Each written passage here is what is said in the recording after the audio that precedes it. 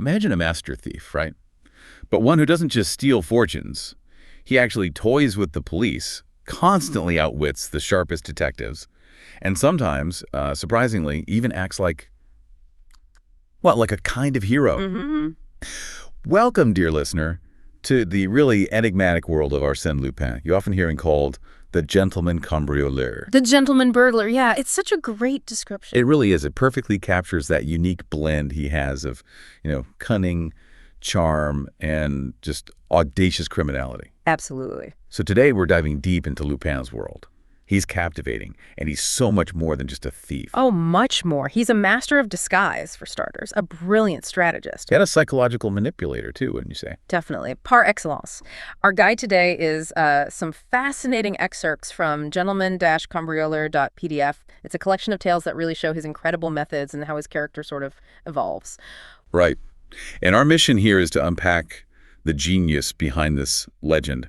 You'll find out how Lupin pulls off his most audacious schemes, how he always seems to stay one step ahead of his pursuers. And importantly, what drives him, because it's not always just about the loot, is it? Sometimes it's almost chivalrous. Exactly. Yeah. Get ready for some serious aha moments, because you'll be seeing the world through his eyes, and, nothing is quite as it seems there. Let's jump in.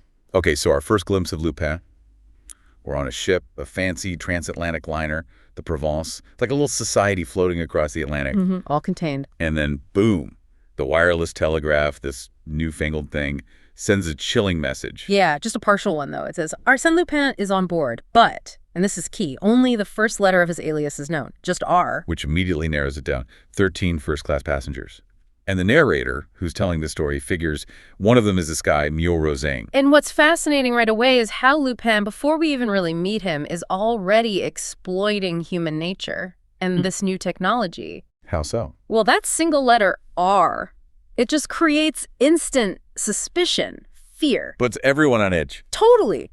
Passengers start looking sideways at each other. Who could it be? It's a brilliant way to destabilize the whole ship. And the first crime happens.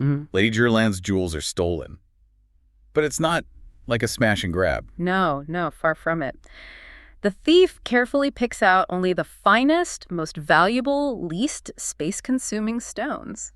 He leaves the empty settings behind. Wow.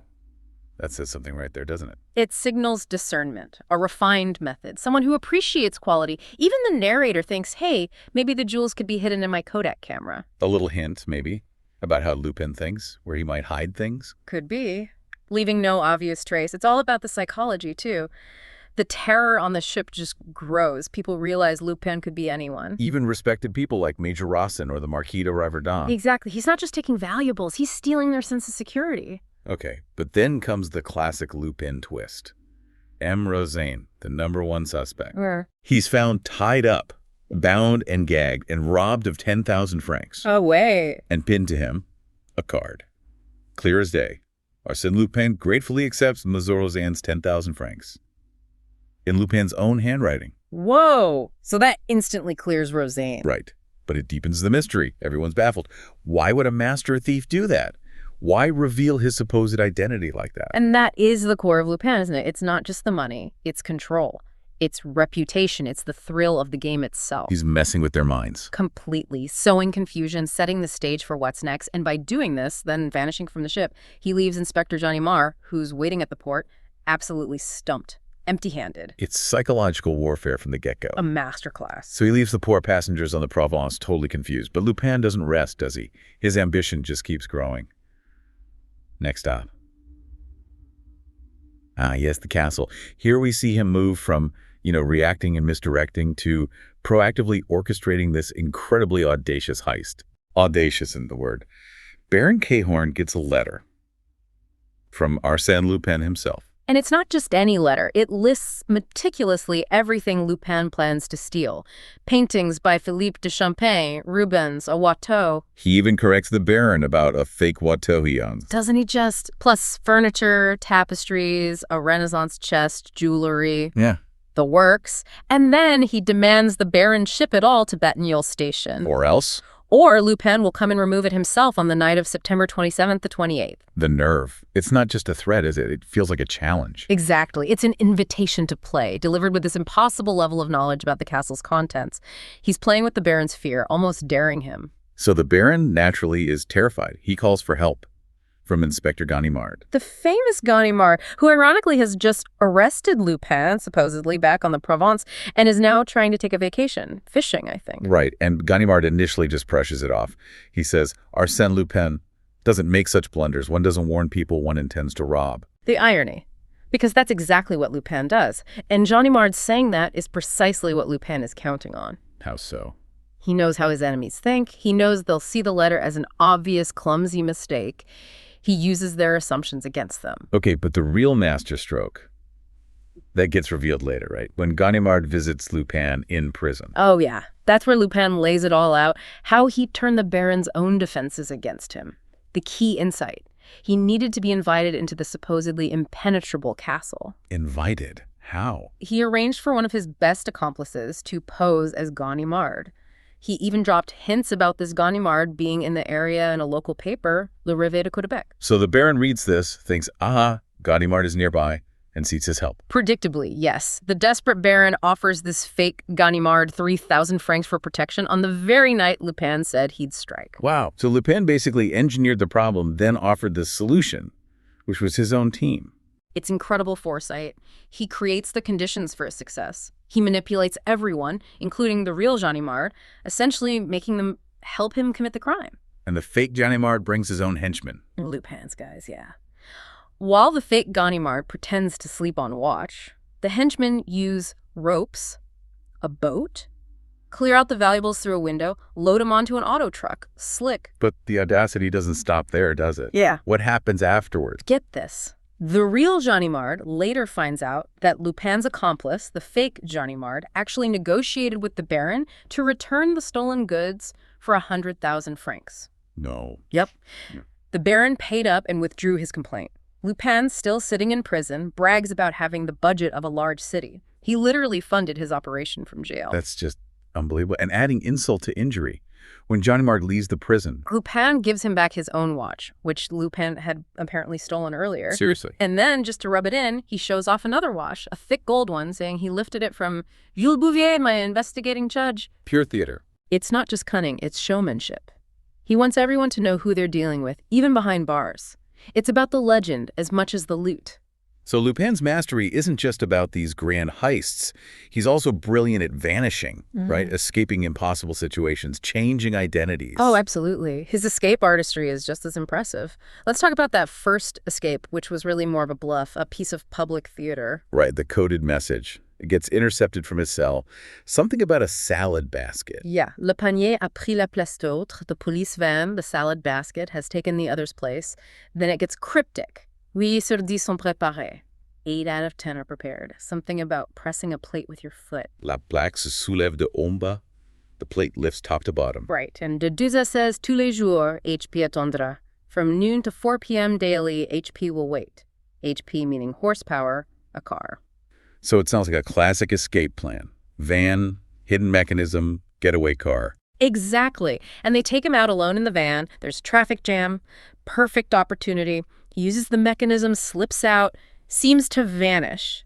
But then, the twist. He comes back, returns to the prison complaining his ride ditched him, accusing the police of setting him up. It's so audacious. Why do that? Pure misdirection. It sows maximum confusion, makes the authorities doubt themselves. It's a smokescreen for the real plan. The real plan wasn't the van escape. Nope, that was just for show. The real escape, the substitution, had actually happened 2 months earlier. 2 months. How? Remember the trial? The guy they put on trial is Arsène Lupin, the sort of dull fellow named Baudru. Ganimard immediately recognizes he's not Lupin. But the guards insist he's been in the cell for 2 months after that supposed escape attempt. Exactly. They're baffled. No one can confirm if this Baudru is the original prisoner. So Ganimard chases Baudru through Paris, omnibus, tramway, out to the Bois de Boulogne. And it's all another layer of the game. Because out there, Baudru drops the act. He is Lupin. He is. Right. He explains the van escape was just a stunt, self-promotion. The real escape happened 2 months before. He exploited flaws in the Bertillon identification system, created a fake Lupin file. So he swaps himself out. Precisely. And those coded messages, they were planted to make it seem like he was planning a future escape when he was already free. Yeah. He had the authorities chasing a phantom he created. Mind-boggling. And he pulls similar identity tricks elsewhere, like in the Mysterious Traveler story. Right, where Lupin starts as the narrator, on Berlat, on a train, switches compartments, ends up with a nervous lady. Then an agitated guy, Lupin's associate, bursts in, terrifying her. She whispers, "Arsène Lupin's on the train." He creates the whole drama around himself while being hidden in plain sight. He's directing the play. Then, in a tunnel, the associate attacks Lupin as Berlat, ties him up, steals his coat. And on arrival, Lupin, still Berlat, tells the lady, "Claim my stolen coat as Lupin's. Tell the police I'm Team Berlat." Then he calmly drives off in his fancy car to go find Arsène Lupin himself. he's just unbelievable. It shows his total mastery of identity. He can be anyone, anywhere. Uses doubles, misdirection, fake crimes, controls the narrative completely. But, it's not always just about personal gain for Lupin. Sometimes he shows this really unique moral code, almost like theatrical justice. He's definitely complex, a rogue, but with his own sense of right and wrong. It leads to some fascinating situations. Like with the Queen's necklace, that famous historical piece. Stolen from the Comtesse de Dreux-Soubise, no forced entry, no clues. Suspicion falls on Henriette, a seamstress in the same hotel, who has a young son, Raoul, and she gets this mysterious money in the mail. Yeah, 2,000 francs. Yeah. And Lupin, disguised as Chevalier Floriani at a dinner party, figures it all out. Brilliantly. He deduces the entry wasn't the door or window, but a small vasisas, a transom window in the next room, open with a hook and wire. And he implicates the young son, Raoul. But it's the motive he reveals that's interesting, right? Yes, this is where you see Lupin's, well, maybe empathy. Floriani paints this picture of Raoul selling the diamonds one by one to save his sick mother. Heart-wrenching stuff. But then another twist. The aha moment. Floriani reveals most of the necklace stones were actually fake anyway. Only a few real ones had been sold. Then, days later, the necklace is returned to the Comtesse, and papers report Arsène Lupin returned it. So he exposes the truth, helps the innocent boy and mother, and still makes sure everyone knows he was involved. Classic Lupin. He fixes things, but on his own terms, leaving his signature. And there's the Black Pearl case, too. Yeah. Countess murdered, priceless pearl stolen. Her servant, Victor Danègre, is arrested based on circumstantial evidence. But Ganimard suspects Lupin's involved somehow. Right. So Lupin, disguised as Grimaudan, ex-inspector, confronts Danègre.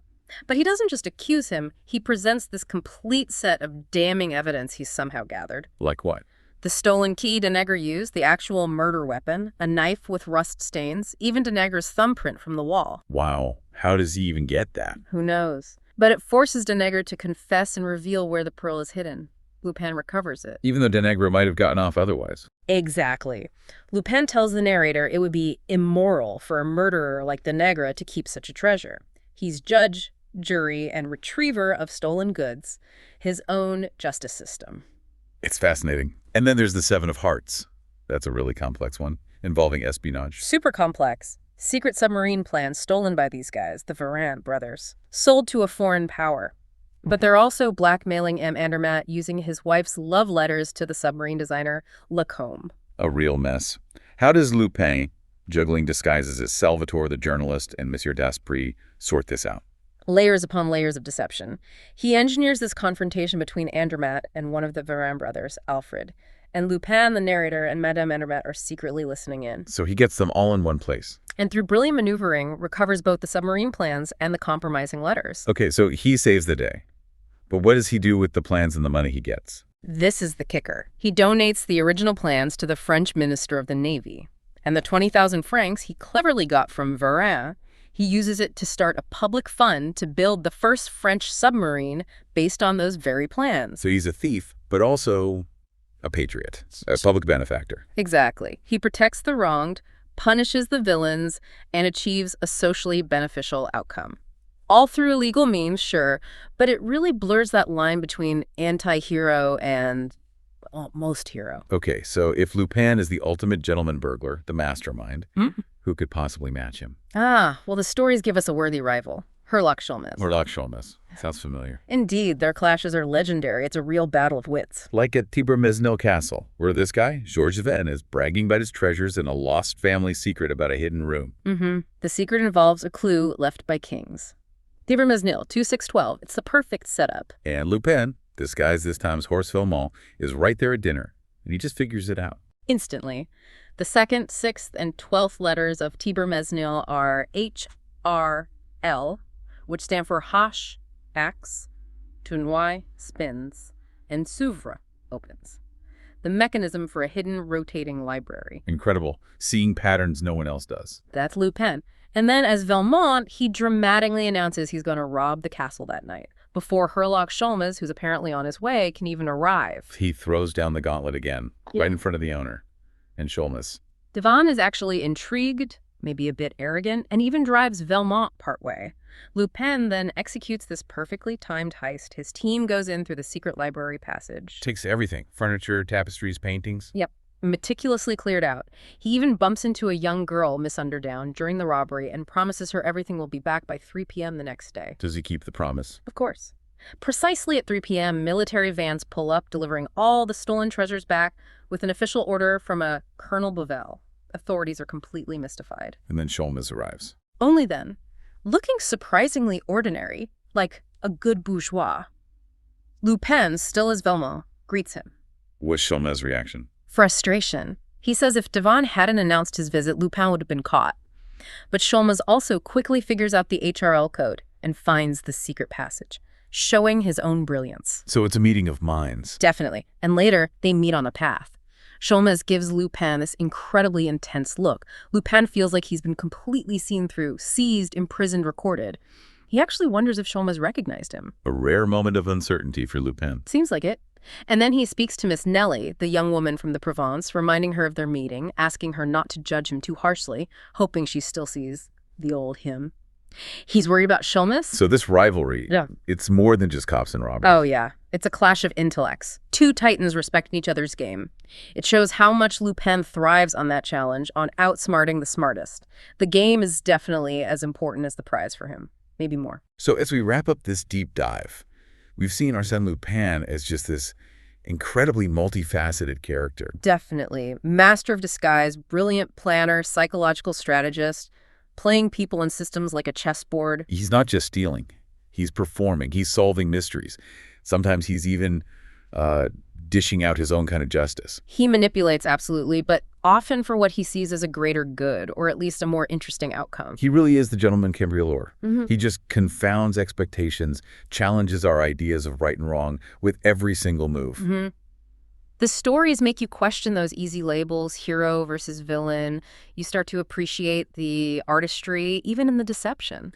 You know, his stories often end with him making some kind of grand gesture, a public announcement, revealing himself subtly to Ganimard or Sholmes or through the press. It makes you wonder, what really drives him? Is it the thrill of the chase, the intellectual puzzle, or is it just the sheer ego of being recognized as the greatest? What does that tell us, maybe, about our own human desire for recognition, even if it's outside the rules? That's a great point. It makes you think, doesn't it? I mean, if he really wanted to vanish, he probably could. Just disappear. Like his lute often does. Exactly. But maybe part of the performance, part of the game is making sure the world knows he was there, letting the legend live on long after he's gone. Something to definitely think about. That's all for this deep dive into the incredible world of Arsène Lupin.